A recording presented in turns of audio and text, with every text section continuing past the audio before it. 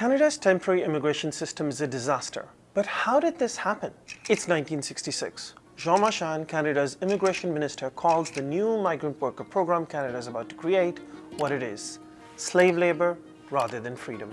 On March 31st of that year, Canada created the Seasonal Agricultural Workers Program, or SOP, a new immigration stream where migrants could come but only work for the employer on their permit. SOP grew quickly, then came workers from the Caribbean and then Mexico. Now, Canada had just removed the most racist elements of the permanent immigration system, so SOP became the new way that racialized workers could be controlled, tied to one employer now and denied rights. Starting in 1973, that logic spread beyond farms into homes, warehouses, and care work. The Temporary Foreign Worker Program was born.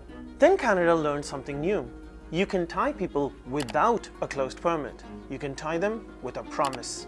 Work long enough, study long enough, obey long enough, and maybe one day Canada will give you rights. Over the next few decades, many more temporary programs were created, with open permits, but rights still denied. By 2008, more people were now coming on temporary permits than as permanent residents. Throughout this, migrants have always fought back. In 1978, 7 Jamaican care workers were facing deportation and separation from their children. They resisted, and a movement was born. In 2001, dozens of Mexican migrant farm workers walked off the job in Leamington, Ontario, demanding better wages and working conditions. Canada deported them, sparking a new wave of organizing. In the early 2000s, undocumented Algerians in Montreal were facing deportation. They took action, and the Status for All movement was reignited.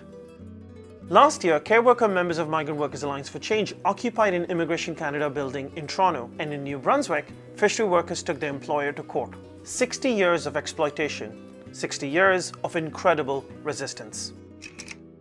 Now, Liberals and Conservatives call the system new, broken, and out of control, but it's not new. They built it this way. They're scapegoating migrants for a crisis their own policies created. Now, Canada is refusing to renew 2.3 million permits, pushing out 3,000 people daily. Canada's problem is not that there are too many migrants, but that migrants have too few rights. People across the country are turning to food banks, struggling to afford groceries. Who puts food on your table? Migrants do. Tens of thousands of families are waiting for long-term care spots or childcare spaces. Who cares for children and the elderly? Migrants do. Migrants are the solution. 60 years is too long. It's time for change. Status for all. Migrants are essential. Status for all workers